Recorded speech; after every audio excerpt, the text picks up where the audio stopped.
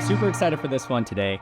We've got CEOs who are getting attention for airing their competitors' dirty laundry in public. And so they might be winning, but their businesses might be losing. So, okay, let's go back a couple weeks. So Warmly's CEO is running through a qualified compete deck on LinkedIn and absolutely tearing it up. He's going off about some allegedly false claims in the compete deck, and he's basically just airing a whole bunch of dirty laundry in the process here. UserGem's CEO, totally unrelated business, jumps into the comments and starts going after Warmly's CEO for having an error on their own competitive landing page. Okay. Common Room's CEO then jumps into the comments again and starts going after UserGems for their own aggressive post where they were calling out Klue a few days earlier. So we've got a whole bunch of different startup CEOs who are jumping into the comments here on LinkedIn, in the LinkedIniverse, and they're commenting on each other. They're airing some dirty laundry. They're talking about their competitors and other people's competitors. It's just a whole show here. And so the jury's still not totally out on how this is impacting their companies and their personal brands, but it's exciting at the very least, and it's sparking a lot of attention. So it is exciting, and Cody was actually our newsbreaker on this. He dropped this into our marketing team Slack and was like, I got thoughts, check this out. It's like this weird Russian doll of CEOs calling one another out, and like the thread started to unwind. I felt like we were TMZ in that moment. We got a lot to unpack here because there's some like really interesting tactical stuff, especially around the compete deck you mentioned. But first off, Cody, there are some very distinct approaches by the different CEOs playing out here on LinkedIn when it comes to addressing the competition. Of these different approaches, which of them lands and which of them flops, and why? That's a really good question. Before diving into it, just as a product marketer, I'm a person that really loves products. So I do want to give a shout out to like all of these CEOs and their companies have really awesome products. It's awesome to see how the space has started to like evolve and mature over the last few years. I think what doesn't necessarily land for me is this idea of going at your competitors in public. I think that there's the age-old adage of, any press is good press, whether it's good or bad. And I just think that it's very fun to see it kind of unfold. But I think just the overall tactic itself, I didn't really vibe with. I think one thing that actually did stand out as a positive was the Common Room CEO in her post that was separate from this this LinkedIn thread that was happening that initiated from the Warmly CEO's post. And that was more geared around this idea that they're focused on the customer problems, right? Like they're focused on going after the status quo. And that their take on it was that they're going to focus strictly there, but also giving like a hat tip to their competitors. I actually thought that was an awesome angle. I think that although they, took a little bit of a jab at their competitors saying we wouldn't necessarily go that route, I think that probably could have been left out. But I think that was actually a really interesting angle that that person took. But yeah, I think ultimately going at your competitors in public is very interesting. It's kind of like one of those topics that I think people just have their own points of view on. You saw some people that chiming in that were, pro message. You saw some people chiming in that were like, this is a little bit cheesy. But I think where I personally stand is I want to let our product do the talking. I want to let our employees do the talking. I want to let our brand do the talking, right? Like I want to focus on how do we solve for the customer problem in the best way possible. So I think if they took a different angle and instead of going at like a deck, like that qualified built, and maybe taking some of those points that were coming across in the deck and reframing it versus like giving your competitor all this time and attention on LinkedIn, which is a benefit for them, and saying, hey, here's some of the things that we know that are coming out in the market that aren't necessarily truthful, and going in a different path and saying like, hey, we want to dispel some of those rumors. That might have landed a little bit better, I think. What I noticed in this example, and I think a trend, we're talking about this little example, which I'm not sure who in the Klue team dubbed it Compete Gate. It might have been Katie, which I love. This is one example, but there's a trend happening over the past maybe year or so of CEOs calling out their competitors more and more on LinkedIn. And one thing I'm seeing with this Warmly example and maybe some examples in the past is there seems to be a trend of the smaller player punching up or doing sort of the younger sibling, poke the bear, poke the bear. And I'm not necessarily sure if it's to get a reaction, to kind of engage, but that seems to be a trend I'm seeing. And Hunter, you were kind of mentioning that to me when we were eating lunch before recording here. Yeah, so the general consensus, I mean, you could call it that, the general consensus in the compete community is if you're going to punch, you typically don't want to punch down. Like sometimes, maybe, depending on the circumstance, you can punch horizontally, but it's usually, at least in some cases, fine to punch up. And so you see that with a bunch of different examples. You know, Apollo punching up to Zoom info is one that we see a lot on LinkedIn, for example. But the question is, can you take it too far? And I think the answer is yes. And I'm not necessarily saying that in any of these particular examples, I'm not going to call out like which ones might have been taking it too far. But typically I would say like, yeah, you can take it a little bit too far.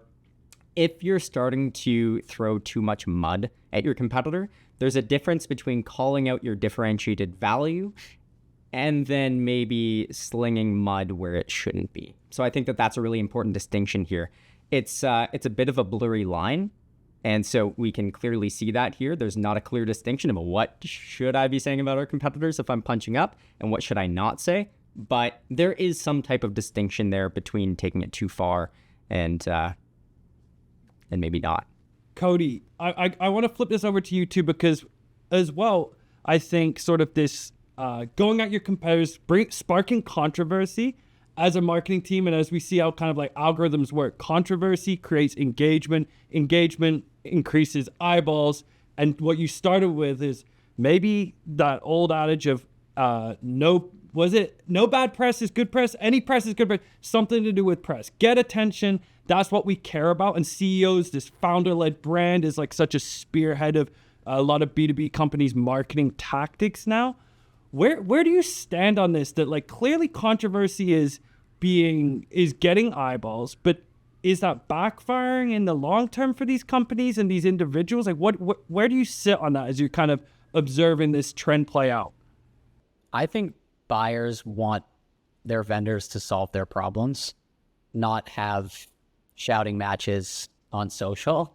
I just think it kind of comes off a little bit, it's off-putting, I would say, in my opinion. I think especially when it's unprovoked. I think if you're being provoked, it's a little bit different. There's like coming to your own defense, either, you know, it's an employee or your product or something. It's a little bit different.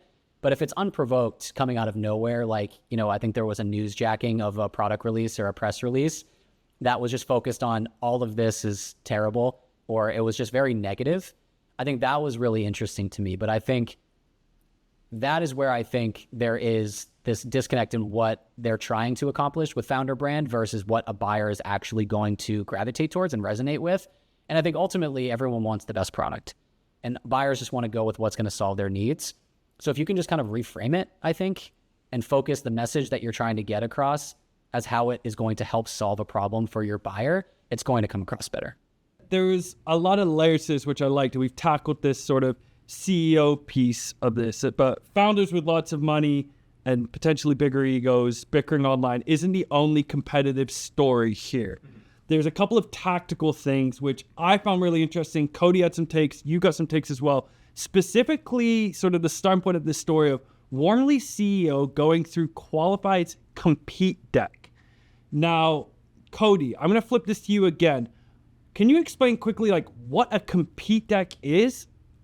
Is that something companies should be doing, shouldn't be doing? Why or why not? Yeah, I think a compete deck is sometimes used within the sales process when you haven't necessarily differentiated enough, where your buyer is asking for more information about how you're different.